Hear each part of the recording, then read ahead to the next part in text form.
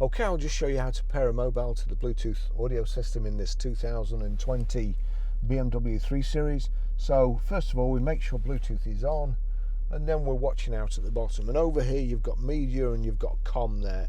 Click on COM, telephone and mobile devices. I'm going to go to mobile devices, and here you see on the right hand side you've got plus new device. So we knock, it's showing you the phones that are already connected, so we knock over there, knock to the right, click on new device, and I want phone calls and audio.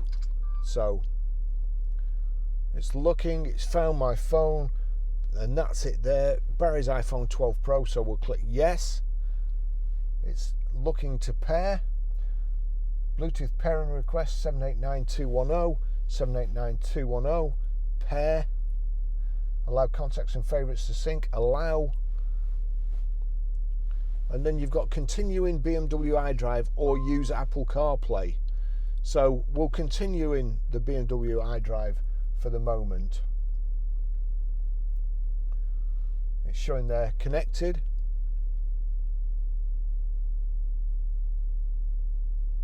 My watch has just buzzed to say it's connected.